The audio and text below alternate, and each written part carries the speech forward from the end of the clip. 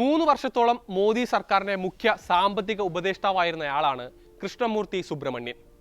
അന്താരാഷ്ട്ര നാണയനിധി അഥവാ IMFൽ ഇന്ത്യയുടെ എക്സിക്യൂട്ടീവ് ഡയറക്ടറായും അദ്ദേഹത്തെ കേന്ദ്രം നിയമിച്ചു. എന്നാൽ കഴിഞ്ഞ ഏപ്രിൽ 30-നാണ് കൃഷ്ണമൂർത്തിയെ പദവിയിൽ നിന്ന് നീക്കം ചെയ്തതായി കേന്ദ്ര സർക്കാരിന്റെ ഒരു ഉത്തരവ് വരുന്നത്. ലോകബാങ്കിലും IMFലുമുള്ള ഇന്ത്യയുടെ 80 വർഷം നീണ്ട ചരിത്രത്തിൽ ആദ്യത്തെ സംഭവമായിരുന്നു ആ നടപടി. തീർത്തും അപ്രതീക്ഷിതമായ നീക്കം. മോദിക്കും BJPക്കും അത്രയും പ്രിയപ്പെട്ടയാളെ കാലാവധി പൂർത്തിയാക്കും മുൻപ് തന്നെ എന്തുകൊണ്ട് കേന്ദ്രം തിരക്ക് പിടിച്ച സ്ഥാനത്ത് നിന്ന് മാറ്റിയെന്ന ചോദ്യങ്ങളും സംശയങ്ങളുമാണ് അതിന് പിന്നാലെ ഉയർന്നത്. 2018 മുതൽ 2021 വരെയാണ് കൃഷ്ണമൂർത്തി സുബ്രഹ്മണ്യൻ മോദി സർക്കാരിൽ മുഖ്യ സാമ്പത്തിക ഉപദേഷ്ടാവായി പ്രവർത്തിച്ചിരുന്നത്. 2021-ൽ തൽസ്ഥാനത്ത് നിന്ന് മാറ്റിയ കേന്ദ്ര സർക്കാർ 2022-ൽ അദ്ദേഹത്തെ IMFലെ ഇന്ത്യയുടെ എക്സിക്യൂട്ടീവ് ഡയറക്ടറായി നിയമിക്കുകയായിരുന്നു. 3 വർഷത്തേക്കായിരുന്നു നിയമനം. ഇന്ത്യക്ക് പുറമെ ബംഗ്ലാദേശ്, ശ്രീലങ്ക, ഭൂട്ടാൻ തുടങ്ങിയ രാജ്യങ്ങളെ കൂടി പ്രതിനിധീകരിച്ചിരുന്നത് കൃഷ്ണമൂർത്തിയായിരുന്നു. എന്നാൽ ഇപ്പോൾ കാലാവധി പൂർത്തിയാക്കുന്നതിന് 6 മാസം മുൻപ് തന്നെ അദ്ദേഹത്തെ കേന്ദ്ര സർക്കാർ പുറത്താക്കിയിരിക്കുകയാണ്. ഭരണകൂടത്തെയും രാഷ്ട്രീയ നേതൃത്വത്തെയും സുഖിപ്പിച്ചും പ്രകീർത്തിച്ചും അധികാരസ്ഥാനങ്ങൾ സ്വന്തമാക്കുന്നതിനായിരുന്നു കൃഷ്ണമൂർത്തിക്ക് എന്നും ശീലമെന്ന് പറയുന്നത് കേന്ദ്ര മുൻ ധനകാര്യ സെക്രട്ടറി സുഭാഷ് ചന്ദ്ര ഗാർഗാണ്. ആ വാദം ശരിവെക്കാൻ മുഖ്യ സാമ്പത്തിക ഉപദേഷ്ടാവായതു മുതലുള്ള ഉദാഹരണങ്ങളും അദ്ദേഹം ചൂണ്ടിക്കാട്ടുന്നുണ്ട്.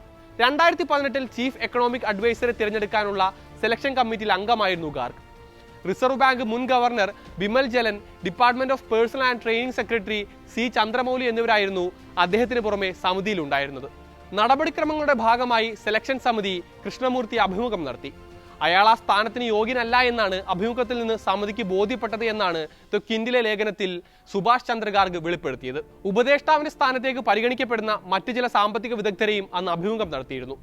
നിലവിലെ മുഖ്യ സാമ്പത്തിക ഉപദേഷ്ടാവ് V അനന്തനാഗേശ്വരനും അക്കൂട്ടത്തിലുണ്ടായിരുന്നു. അന്ന് സിംഗപ്പൂർ പൗരനായിരുന്നു നാഗേശ്വരൻ. സർവീസ് ചട്ടങ്ങൾ പരിശോധിച്ച് വിദേശിക്ക് CA ആകുന്നതിൽ തടസ്സമില്ല എന്ന് വ്യക്തമാക്കിയ ശേഷം നാഗേശ്വരനെയായിരുന്നു സെലക്ഷൻ സമിതി സ്ഥാനത്തേക്ക് നിർദ്ദേശിച്ചത്. ഏതെങ്കിലും അടിയന്തര ഘട്ടത്തിൽ വേണമെങ്കിൽ പരിഗണിക്കാമെന്ന നിലയിൽ കൃഷ്ണമൂർത്തിയുടെ പേരും രണ്ടാമതായി നിർദ്ദേശിച്ചു.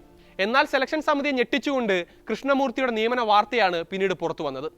പ്രധാനമന്ത്രിയുടെ ഓഫീസിനെയും ക്യാബിനറ്റ് അപ്പോയിന്റ്മെന്റ് കമ്മിറ്റിയും സ്വാധീനിച്ചായിരുന്നു ആ നിയമനമെന്നാണ് സുഭാഷ് ചന്ദ്ര ഗാർഗ് ആരോപിക്കുന്നത്. താനാണ് നാഗേശ്വരനേക്കാൾ യോഗ്യനെന്ന് ഓരോരുത്തരെയും കണ്ട് ധരിപ്പിക്കുകയായിരുന്നു അത്രേ അയാൾ ചെയ്തത്. ഒടുവിൽ ബജറ്റിന് അംഗീകാരം നൽകാൻ ചേർന്ന മന്ത്രിസഭാ യോഗത്തിൽ പ്രധാനമന്ത്രി നരേന്ദ്രമോദി നേരിട്ടാണ് കൃഷ്ണമൂർത്തിയെ പരിചയപ്പെടുത്തുന്നതും അവതരിപ്പിക്കുന്നതും. എപ്പോഴും സ്ഥാനമാനങ്ങൾക്ക് വേണ്ടി നടക്കുന്നയാളും അവസരവാദിയുമാണ് കൃഷ്ണമൂർത്തി എന്ന് കൂടെ പ്രവർത്തിച്ച 6 മാസം കൊണ്ട് തനിക്ക് ബോധ്യമായെന്നും ഗാർഗ് പറയുന്നുണ്ട്. എപ്പോഴും അധികാരികളുടെ കണ്ണിലുണ്ണിയാകാനായിരുന്നു അദ്ദേഹത്തിന്റെ തീവ്ര ശ്രമങ്ങൾ. എന്നാൽ സാമ്പത്തിക നയങ്ങളാണെങ്കിൽ തീർത്തും ഉപരിവിപ്ലവമായിരുന്നു. സുചിന്തിതമായി ആലോചിച്ചെടുത്ത ആശയങ്ങളായിരുന്നില്ല ഒന്നും. അതുകൊണ്ട് തന്നെ സാമ്പത്തിക നയരൂപീകരണത്തിൽ കൃഷ്ണമൂർത്തിയുടെ പാതിവെന്ത ആശയങ്ങൾക്ക് വലിയ പരിഗണന നൽകിയില്ല. സ്വാഭാവികമായും കൃഷ്ണമൂർത്തിക്ക് തന്നോട് ശത്രുത വളരാൻ ഒട്ടും സമയം വേണ്ടി വന്നില്ല എന്നും വെളിപ്പെടുത്തുന്നുണ്ട് സുഭാഷ് ചന്ദ്ര ഗാർഗ്.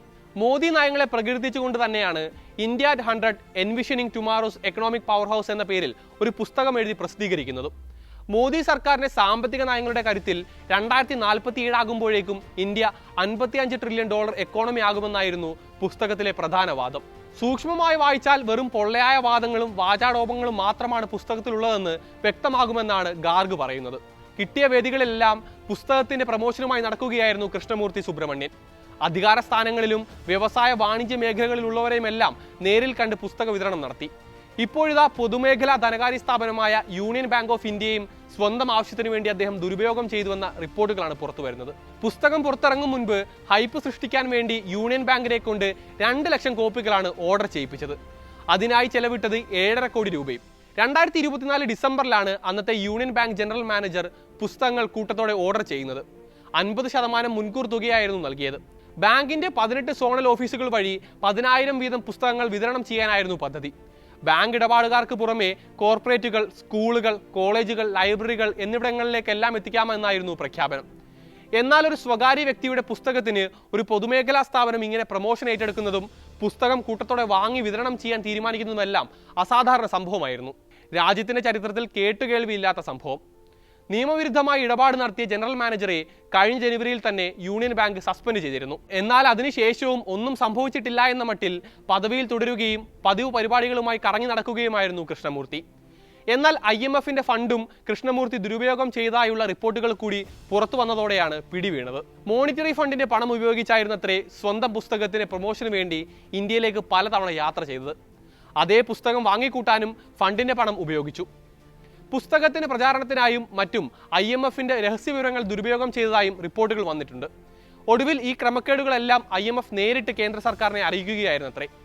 അതിന്റെ അടിസ്ഥാനത്തിലാണിപ്പോൾ കേന്ദ്ര സർക്കാർ തിരക്കുപിടിച്ച് കൃഷ്ണമൂർത്തിയെ സ്ഥാനത്ത് നിന്ന് നീക്കുന്നതെന്നാണ് സുഭാഷ് ചന്ദ്ര ഗാർഗ് പറയുന്നത്.